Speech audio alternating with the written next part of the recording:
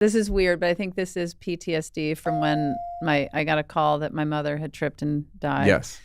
I don't ever want to get bad news when I'm doing something I really don't want to be doing. Of course, I never want to get bad news. No, I know what you mean, though. But if I'm doing something that is utterly soul-sucking and I get a horrific phone call, you're going to be like, this was a total failure of a I think it's going lifetime. to deeply, deeply disturb me for a very... Could money compensate for it? No. Interesting. I think I need to feel like I really want to do something. Right. I like the people I'm going to be signing up to spend my time with. Did you have a sense of that before? No. So it was just like, No. you're just going through life like, Yes. hey, I'll do what I don't yes, understand at all who I was before 2012. I really don't. yeah. I have a vague idea, but I was so just out of touch in certain ways that it's haunting. It's that bittersweet thing of the deep awakening that I got during that time, but it came with a lot of loss and pain. Yeah. It's hard to reconcile those It's hard to emotions. express, too, because it's probably hard to express what you know now Mm-hmm. that you didn't know before. Well, and also wrapped up in there is I lost my mother in the middle of it all. And there's also the thing of like, it was a weird catapult for your career, Mm-hmm. which is another one of those weird, Yeah. unexpected things where, and I've been saying this recently, like, I'm always scanning. Human beings, like, we're just scanning for threats Mm-hmm. all the time. And then there's these weird things that you assume is a threat, or like bad news or a bad event that ends up being like long-term kind of positive. Mm-hmm. And not like your mother dying is positive or all the diagnoses and illnesses are positive, but like they end up kind of being, I don't know what the word is, like fortifying or enriching. Well, I think that I always go back to this feeling of the importance of It's all corny. of trusting life. Mm-hmm. And that's what I'm trying to do. And that's what I've been trying to do, is trust life.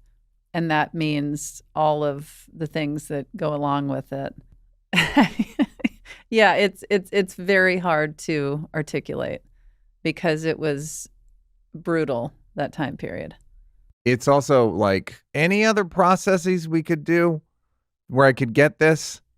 I could get these sort of downloads or these understandings. Mm-hmm. That isn't CDEP, C. C. diff, diff, whatever it's called. whatever. Yeah. C. diff or cancer or mastectomy, or is there any other way we could do this? And it seems like there might not be. It's unfortunate. Yeah, It yeah. really is, because there's so much loss and pain and PTSD. I mean, even to this day, when I check into a hotel room, I keep everything so in order and packed in case there is an emergency and I have to. And that came from, I had internal bleeding in Philadelphia and collapsed after a show one night and was hauled off to the emergency Was the show room. good? Oddly, it was one of the best Of course it shows of my career. Of course it was. And what was hilarious was this friend of mine from my childhood lived in the area with his wife, and Stephanie happened to be with me, and it was so crazy. It's your wife, Stephanie? Yes. She's never on tour with me. And so we were all going to go have a drink after the show.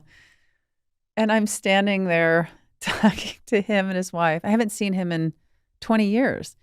And then I'm feeling this pain where I can't even concentrate. It's like I'm burning alive inside. And I'm also a bit of a germaphobe, and Stephanie. I don't know why. Keep going. Stephanie told me she knew something was terribly wrong because she saw me scanning to go. That I was going down on the floor, but she could tell I was like, "Ugh, I don't want to go down. I don't want to be Which laid areas out." were you gonna? Which area could I bear my face being against? Right. That's so funny. But I'm like down for the count, and I'm struggling to breathe. This happened so fast, and my friend, I didn't see him again. I got hauled out of there so fast and didn't see him again. Was it? I saw him at the merchandise booth, and then that was that. And then he actually came to a show of mine recently. It was so crazy. And he hadn't seen you since you. No. The last time you saw him was I was like, and down I went. Fuck. But so I was hospitalized. And Stephanie had to go back to the hotel, pack all of our stuff, and get it organized. And so part of my PTSD from that experience is that I make sure everything, like in my toiletry bag, I don't, You don't fuck around. I keep, like after I use something, I put it in the toiletry bag. After I... Do you put the toiletry bag back in the suitcase at the end of the night? No, but Okay. I just Pretty feel cool. like... You're pretty cool. I feel like if I can keep things manageable, then I'm not going to be a problem. Or, it's not going to be a problem to somebody if they have to come, clean up Well, my there's stuff. an old thing that you may not, women may not. Men used to have these things when there were porn tapes. Mm. My brother and David Tell had an agreement. Like, if I die, you have to go to my house and get rid of the tapes. Like my porn, like I don't want people coming to my house and seeing how much I truly enjoy porn. Yes, because people know guys people are would watching never porn. think that about my brother David Tell. Okay. Well, yeah, mine is similar, but it's my toiletry bag and my suitcase. Different strokes. Yeah. I think people that love control would be drawn to sex work because it's like, I understand this. I want sex. You'll give me transaction. Sex. I'll pay you. I will give you this and then many it's units. over. You do this for me. Yes. In the same way, comedy can feel that way to me. I want to be social. I'll do it here at this time. Yeah. We'll engage. That's It'll what I end. like about comedy versus relationships is I like what their expectations are. They tell me what their expectations are, and I'm like, oh, I've built a personality that's almost there just walking around. So if you're going to pay me, be there at a certain time, and I have to do this thing that I love doing, this is such a satisfying relationship. I couldn't agree more. And it's so fair. It's very literal. Yeah, it's so literal. And it's like, there are people that I'm not the most popular comedian. There are people that are more popular, but it's all the same. I think there are times where I'm like, I should be more popular. I'm sure Kevin Hart thinks that, or Dave, whatever, like guys that do arenas, but it's pretty fair. Yeah, I agree. You know what I mean? I agree.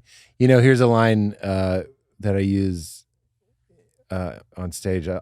If I go, one time I told that joke, if I want to do one of those, I'll say, don't be upset. I am seeing other audiences. And that's indicative of what we're talking about. It's funny because we are sort of like renting an experience of intimacy and closeness, and it's over at 9:30. Yeah. But I had my physical like a week ago, and I was like, I've never been one of those people that's like, this is sad, I'm paying her. I'm like, I'll take care and compassion and listening and questions and mole inspection. I'll take love wherever it is. I don't care if that's my point, is you have to go like, maybe the dog, this is what Val would say, can't he love you and want your sandwich? Can it be both? And that's what it goes back to my original, is there's an envy. People who have PTSD, I think, and I had a doctor tell me I have PTSD. I'm not just joining a club. It's like, I envy the non-PTSD people that can just go like, I see what's happening. I see a dog. I'm appraising this in the right amount. And I'm not. I'm hearing this at this volume at the right level. It's also the good thing about plants and Aya and all the stuff you do. And in my case, DMT as well, the one time. You just take it less literally. Yeah. And that things like the other day was turning into my driveway and I scraped the side of my car on a thing. And I guess I'll fix it. But I'm not. Yeah. I can't even do the calculation of like, if I don't fix it, that means I don't even know what it means. Yeah. But people assume like it means I'm you just said poor or I'm dirty or low status or That's great. and I'm like, I don't know what it means. Yeah. I don't know what it means that I'm fixing or not fixing a cosmetic thing on my car. Even my car is generally speaking kind of dirty. Yeah. Mine's filthy. And I don't know. I've had women in my life get mad at me about it or like whatever. They want it to be their way. And I'm like, you couldn't convince me why this needs to be clean. Yeah. I don't know what it means. We're not fighting infection. Nothing's going to happen because of this. Yeah. That's right. I can tell you what's happening now. My life's more convenient because I don't have to worry about putting everything in a perfect place. You and I are this close to dressing like Adam Sandler. We're just going to wear sweatpants. Yeah. I mean, I don't. I'm not making fun of Sandler. I'm saying I don't. It's the same kind of thinking. All of my clothes, my appearance is all defensive. It's all, I don't like this house. You want to save painting. yourself. Yeah. They're painting the door, whatever. Just one of those dumb house things. And someone's like, why are you doing this? And I was like, I don't know. Because a guy said I should. And I'm worried about, I used to do a thing with a ex of mine who was always fastidious. And I go, this jury of gay guys is never going to come and judge your house or clothes. It's very funny. They're never coming. They don't exist. So this jury of people that are going to come and make fun of my house. There is no test. That's the line from my book. I go, there is no test. I can't be sure, but I feel like your Buddhas and your Christs were like, there is no test. I don't know what you're talking about. And I'm not just flattering you. I don't know what that means. We add stories. The car should be this way, or it means this or that. If I have this phone or these clothes or this whatever. And when you drop that, this is what the dying do. When you see someone who knows they're going to die, they look around at us like fucking worker ants. And they're like, I don't know. So the trick is to die before you die. Yeah. Because then you can live. Like, I know that sounds like a fucking magnet. I'm just saying, like, if you can I'm always spacious. The quality that I want isn't rightness. I don't want to be right. I don't want to, of course my ego does. Of course I want to win debates and be smarter and flourish and win. Right. But really, like, my most prized sensation is spaciousness. And even if you're holding a hot feeling like anger, rage, jealousy, whatever, just asking, can I put a little space around this? Can I hold it a little less tightly? Let's talk about PTSD. As you've seen in my new nightclub routine, it's theaters now, but as you've seen in my comedy routine, trauma is overused and kind of been bastardized by social media. When you say PTSD, what does it feel like? Or what did it feel like? PTSD, yeah, because I think I'm largely recovered because of EMDR therapy, which is eye movement desensitization reprocessing therapy. But what it felt like was a complete lack of control over my brain, my thoughts, my behavior, and anticipating the most terror possible all of the time. So constantly being in a state of fight or flight, and finding it very rare to find peace, and making irrational decisions that very, very quickly led to immense and intense suicidal ideation. So it was... What ideation? Suicidal ideation. Yeah. Very suicide-y, this guy. Big time. Because not afraid of death. So why not? Always just like, I don't know. I think I've just done everything I want to do. So I'm sort of like, I'm good. I'm ready to just tap out whenever. Right. Okay.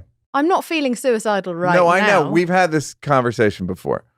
the idea that you've done everything you want to do, Mm-hmm. that's career or just life stuff. But what about just having a nice dinner or having me over or No, that would be going great. That would be right, great. or I'm just saying though that like getting I'm fingered sure by that the guy that we discussed.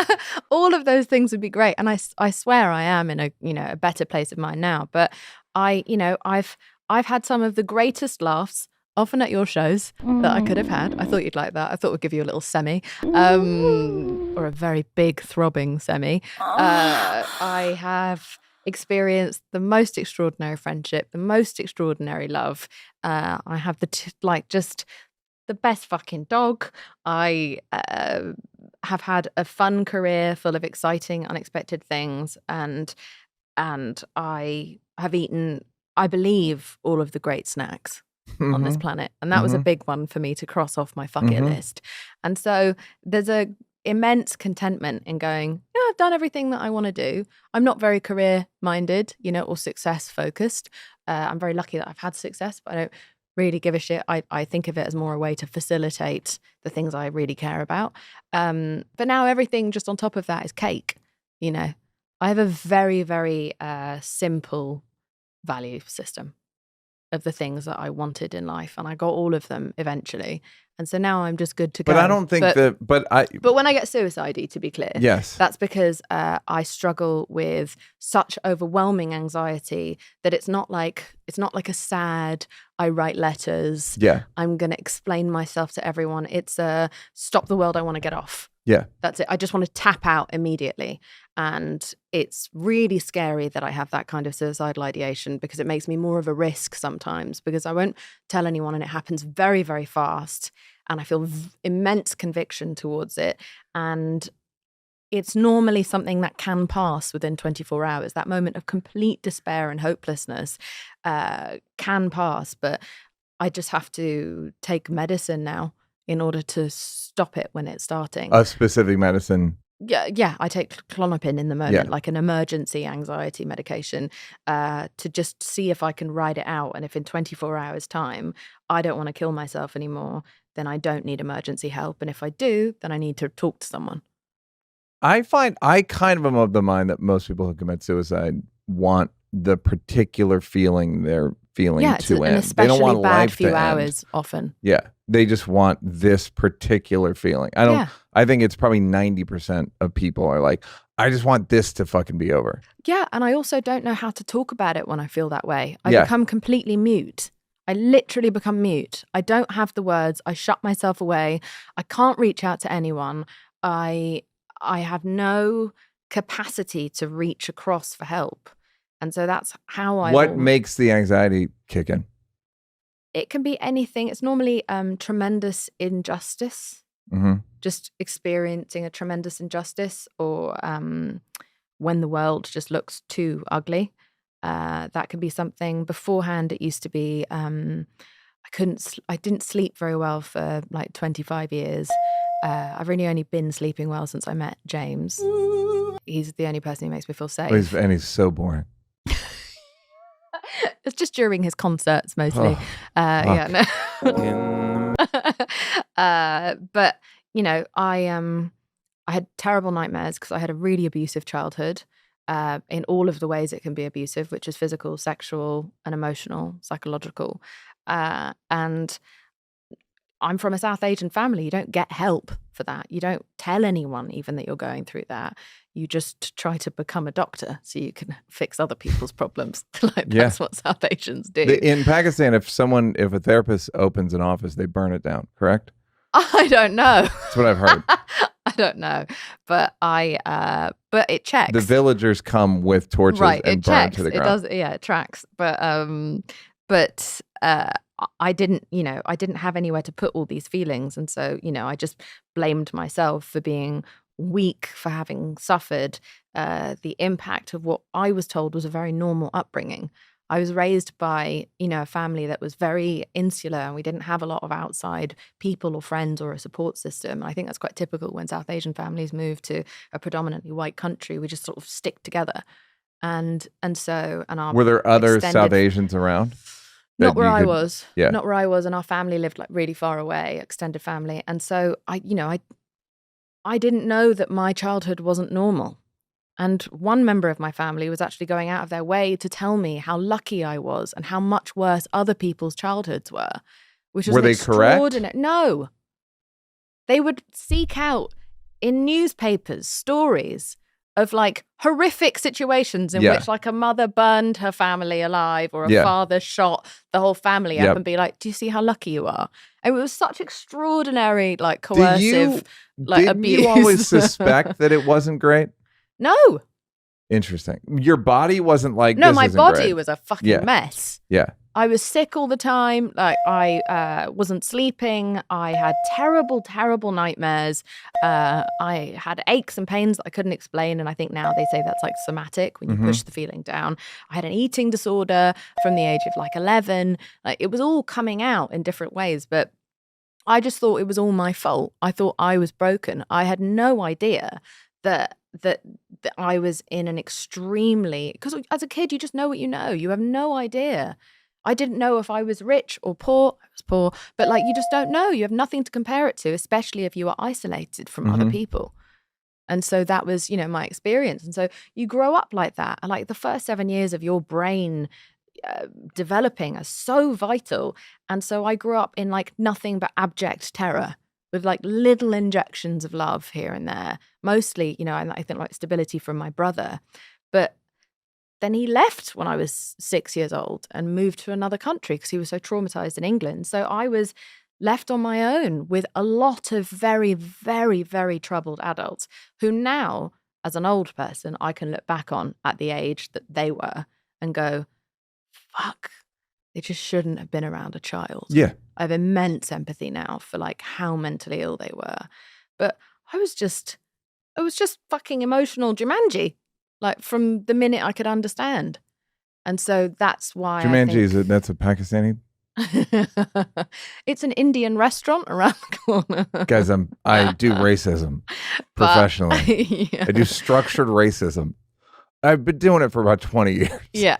But it's just, I don't know. It set me up to be a nervous, crazy, anxious wreck of a person. And I have managed to deal with the nightmares. I have managed to deal with the sleep. I can now be in the dark because of EMDR, because I couldn't be in the dark. Terrible things happen to me in the dark. And I feel generally like a happy person who's overall safe. The only hangover that I'm not seeming to be able to get rid of is just worst case scenario syndrome. Hey, did you like that? Did you like that? Yeah, did you like it though? You want more? Don't want to work? Would rather watch videos of me grab-assing with people? First of all, go up here to subscribe and then go up here to watch more clips. This is like when the weatherman says there's a high pressure system coming in. I'm not really used to the green